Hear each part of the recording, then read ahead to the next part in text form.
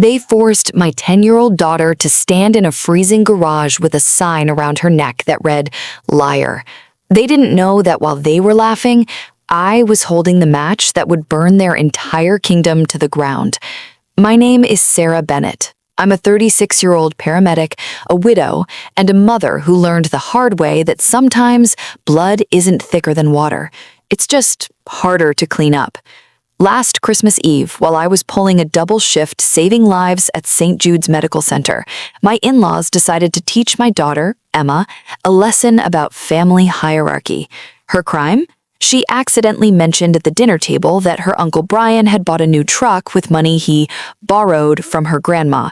Instead of addressing the theft, my mother-in-law, Eleanor, turned on my child.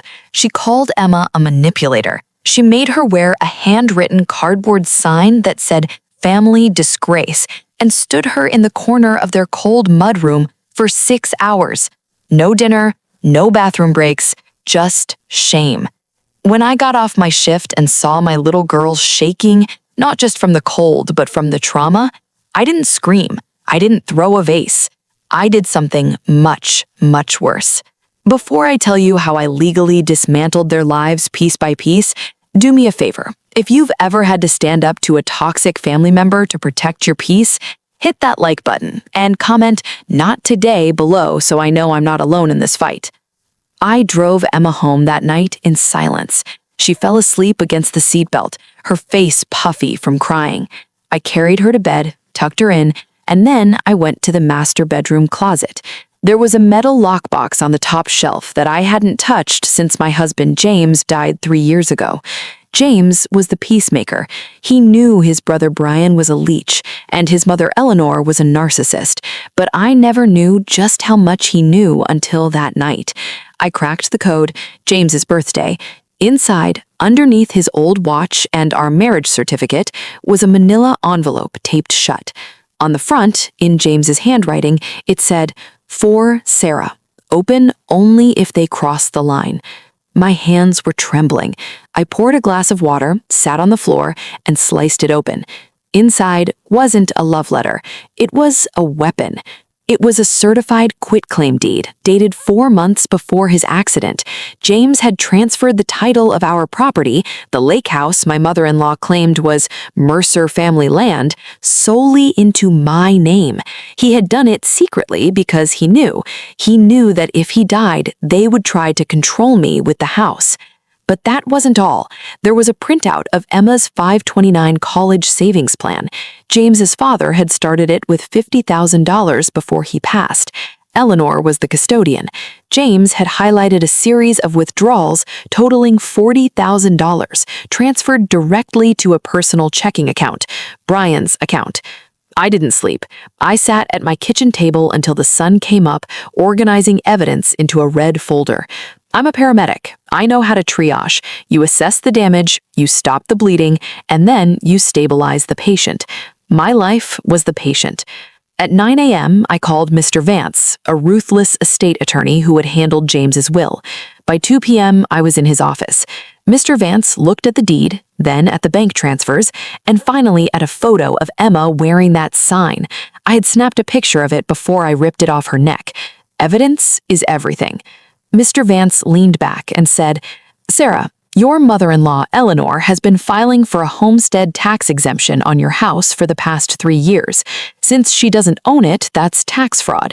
And Brian, using custodial funds for personal use, is theft and breach of fiduciary duty. We aren't just going to sue them, we are going to audit their existence." We drafted 3 documents that afternoon. First, a notice to vacate. Brian had been temporarily using the detached garage on my property as his mechanic shop for 2 years.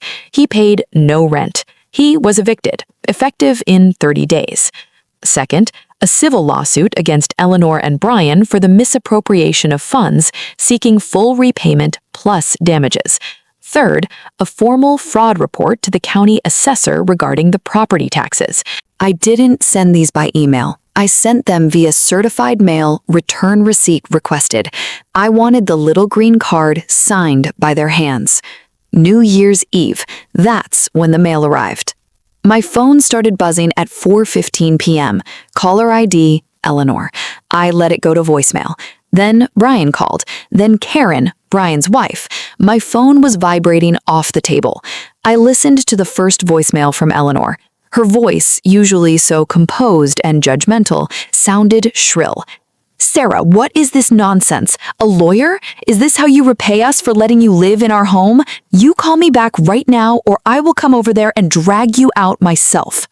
I saved the voicemail, timestamped it, added it to the red folder. Then I texted her one image, the quitclaim deed showing my name as the sole owner. And I typed, "It's not your home, Eleanor. It never was. You have 30 days to pay back the county for the tax fraud, or they put a lien on your actual house. And Brian has until the 1st to clear his junk out of my garage, or I donate it to charity. Happy New Year." January 2nd, Brian showed up. He didn't park in the driveway. He skidded onto the lawn, tearing up the grass. He pounded on my door so hard the frame shook. Emma was terrified, hiding under the kitchen table. This is where the old Sarah would have opened the door and apologized, but the old Sarah didn't have a red folder. I spoke through the Ring doorbell camera. "Brian, you are trespassing. I have already called Sheriff Miller. He's about 4 minutes away. If you're not off my property when he gets here, I'm adding a restraining order to the lawsuit."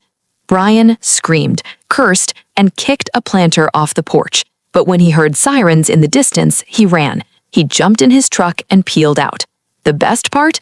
The Ring camera recorded everything. His threats, the property damage, his admission that he spent the money on the truck.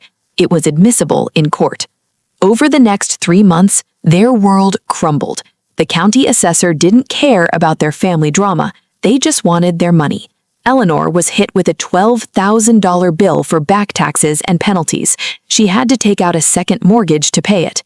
Brian tried to fight the eviction, but he had no lease, and I had the deed. He lost his free workspace, which meant he lost his under-the-table mechanic business. And the college fund? The court ordered wage garnishment. Every time Brian gets a paycheck for the next 10 years, 25% goes directly into a new trust for Emma. But the biggest victory wasn't the money, it was the silence. The Sunday dinners stopped. The passive-aggressive comments about my parenting stopped.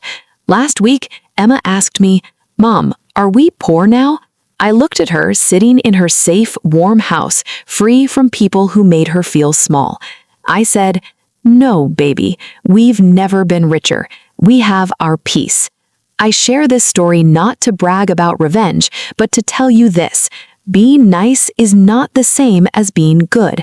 I spent years letting them walk over me because I thought keeping the peace was my job. But you cannot keep peace with people who are committed to misunderstanding you. James left me that envelope, but I was the one who had to open it. He gave me the sword, but I had to swing it. If you are holding on to a secret to protect someone who hurts you, let it go. If you are swallowing your truth to keep a family together that is already broken, spit it out. Resilience isn't just about enduring the storm. Sometimes it's about becoming the storm. Thank you for listening to my story. If this resonated with you, please subscribe and turn on notifications. Next week, I'll share what happened when Eleanor tried to sue me for grandparents' rights and why the judge actually laughed in her face. Stay strong and remember, your boundaries are valid even if they hurt someone's feelings.